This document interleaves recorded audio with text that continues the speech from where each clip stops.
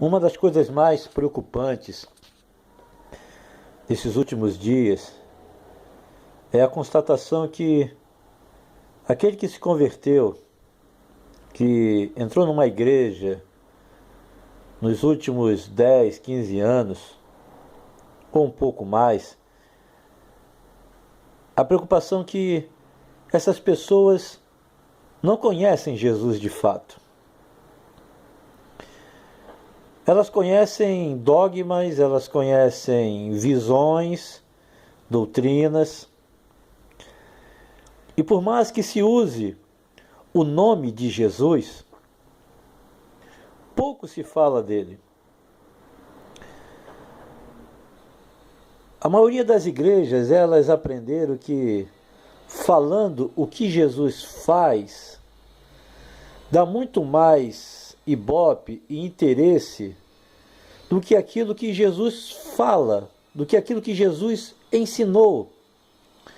Até porque tudo o que Jesus ensinou vai de contra a religiosidade, a religião, a doutrinas que hoje muitos vivem em nome de Jesus e do Jesus que foi contra tudo isso.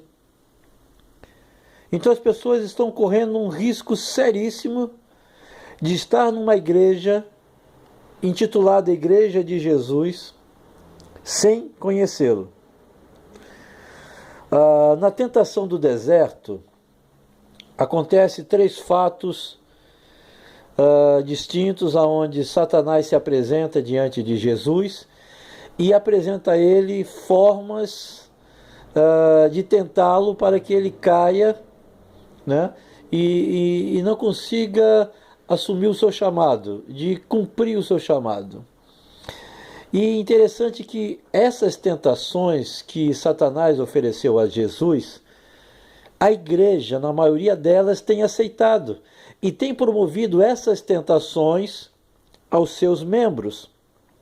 Por exemplo, Jesus teve fome, Satanás se apresentou e disse assim a Jesus: olha, transforma essas pedras em pães. Satanás se apresentou como aquele que é o solucionador de problemas. Hoje, muitas pessoas têm em Jesus um solucionador de problemas. Muitos vão até ele quando falta o pão. Muitos vão até ele quando há uma enfermidade. Muitos vão até ele quando há um problema de ordem emocional, psicológico. Não que Jesus não resolva problemas, mas ele não é o solucionador de problemas para ser buscado. Ele é Deus, ele é Senhor, ele é o doador de toda a graça. Mas o Jesus que é vendido às pessoas é o Jesus solucionador de problemas. Aquele que resolve o problema imediatamente. Olha, está com fome? Vem cá que ele vai transformar pedras em pães e o teu problema vai estar resolvido. Tanto é que há um grande número e assustador número de campanhas em igrejas.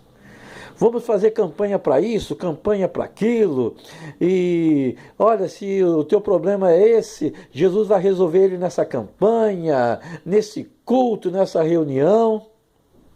Não que Jesus não tenha poder para isso, claro que ele tem. Mas eu estou falando de um Jesus que as pessoas não conhecem. Muitos conhecem um Jesus como solucionador de problemas. É o famoso gênio da lâmpada, das histórias das 1001 noites lá das Arábias. Jesus, ele é Senhor dos senhores e Rei dos reis. Ele é o Deus soberano, onde todas as coisas estão diante das suas vistas e diante da sua soberania. Quer ver outro Jesus que é vendido nas religiões, nas igrejas, na maioria delas? Aquele que, se você o adorar, ele responderá para você em prosperidade, em bênção, em cuidados. Não foi isso que Satanás disse para Jesus? Olha, se você se prostrar diante de mim, se você adorar, olha, vou te dar reinos, eu vou te dar riquezas. Hoje muitos acreditam que adorar a Jesus, primeiro é cantar, né? Adoração não é cantar. Adoração não é tocar instrumentos. Adoração não é bater palmas, fazer um coral gigantesco. Adoração é ter uma vida digna do Evangelho. É ter uma vida com a consciência do Evangelho, praticando pelo caminho da vida. Isso é adoração. Cantar, tocar um grande coral é apenas, digamos assim, uma parte dessa adoração. Porque a verdadeira adoração é pelo caminho da vida no dia a dia. Mas só que a igreja vem de um Jesus carente de adoração. Que se você cantar bonito, de você se emocionar, aliás, você já prestou atenção que na maioria das músicas em que você sente muito a presença de Deus é a tua música preferida? É a música, é a última música do culto. Tem ali, eles cantam 5 músicas, sempre a última música é aquela que, ai meu Deus, que adoração. Isso tudo é emocional. Isso tudo faz parte da carne. E eu quero falar para você, Deus, Ele é digno de toda adoração, de todo louvor. Mas não significa que se você cantar para Ele, Ele vai ficar bonzinho para você e vai te dar coisas por causa disso. Se esse é o Jesus que você conhece, esse não é o Jesus da Bíblia, o Filho de Deus. Quer ver outra coisa interessante?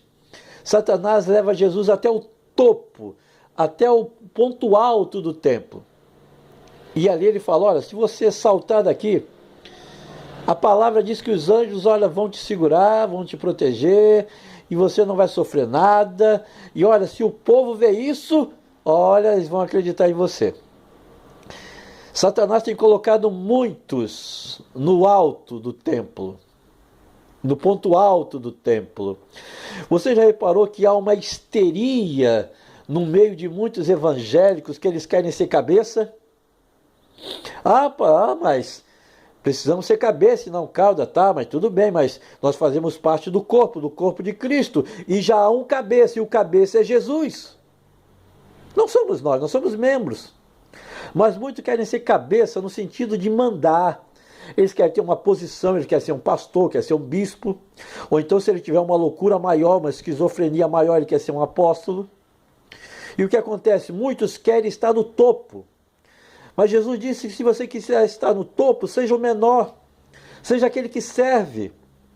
Mas todos querem estar no topo. E eu te dou uma má notícia. Hoje, a maioria daqueles que estão no topo foi Satanás que colocou. Porque essas pessoas machucam, elas fazem diferença na igreja no sentido de excluir, elas fazem com que as pessoas vivam debaixo de jugo. Não foi Deus que colocou essas pessoas lá.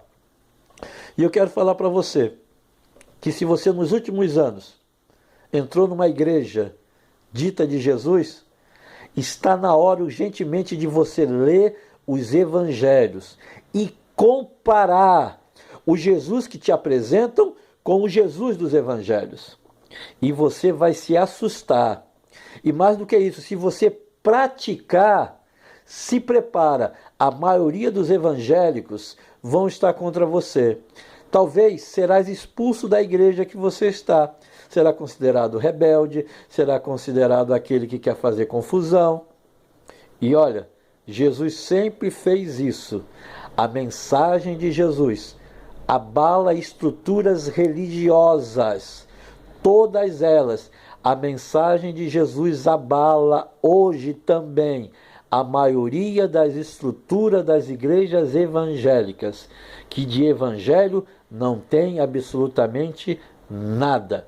São fundamentados em visões de homens. E aí você já vê a diferença.